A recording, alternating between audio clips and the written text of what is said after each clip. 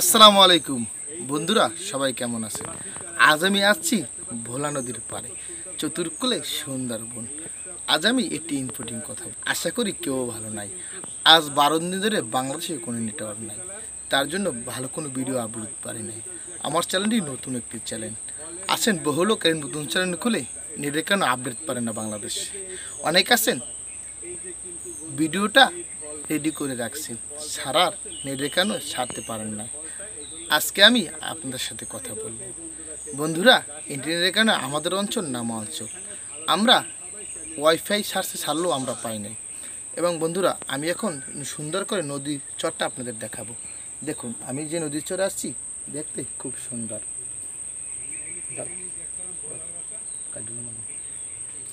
তা বন্ধুরা, এখানে আসলাম আপনাদের সাথে কথা বলার জন্য। এবং বন্ধুরা, আপনারা কেমন আছেন আমাদেরকে জানাবেন। আমার মনে হয় আপনারা ভালো নাই। যখন আমরা কোনো ভিডিওর আপডেট দিতে পারি না, মনে হয় আপনারাও পারেন না। সেটা আজকে আমি একটি কথা বলতে চাই আপনাদের, যে কোনো কারণে 10 দিন ছাড়বার ডাটাবেস বন্ধ ছিল। আপনারাও জানেন আমি, কিন্তু আমাদের কাজ করতে হয় ডাটাবেস নেট দিয়ে। ভিডিও ছাড়তে অনেক বিলম্ব হয়েছে। এবং বন্ধুরা, আরও আপনারা দেখুন চতুর্কুলের সুন্দরবন, কিন্তু মজাটাই একটা অনুভব করতেছি। কিন্তু আমি বলতে চাই আমার চ্যানেলটা নতুন একটি চ্যানেল। যদি ভিডিওটা ভালো লাগে একটা সাবস্ক্রাইব দেবেন।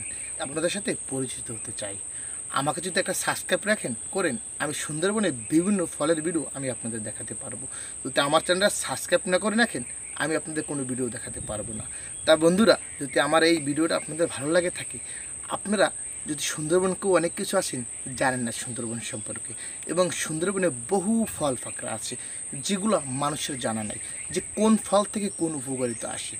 এবং এই যে মুহূর্তটায় আমি আপনাদের কথা বলতেছি, জানি না কার কীরকম লাগতেছে, কিন্তু বন্ধুরা, আজকে আমার চ্যানেলটা নতুন চ্যানেল।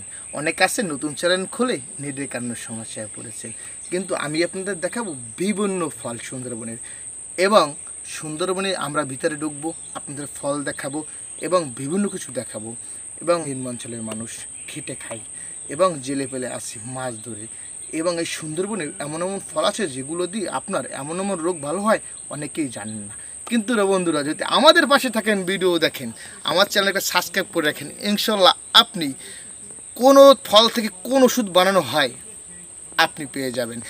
এবং এমন এমন গরিব লোক আছেন যারা ওষুধ কিনে খেতে পারেন না, অর্থ উপার্জন হয় না, ভালো করে কামাই হয় না, সংসারে টানাটানি। তাদের জন্য আমি বলতেছি, আপনারা গাছের উপাদান থেকে ওষুধ বানিয়ে খান, ইনশাল্লাহ আপনারা সুস্থ হয়ে যাবেন। আজ পর্যন্ত আল্লাহ।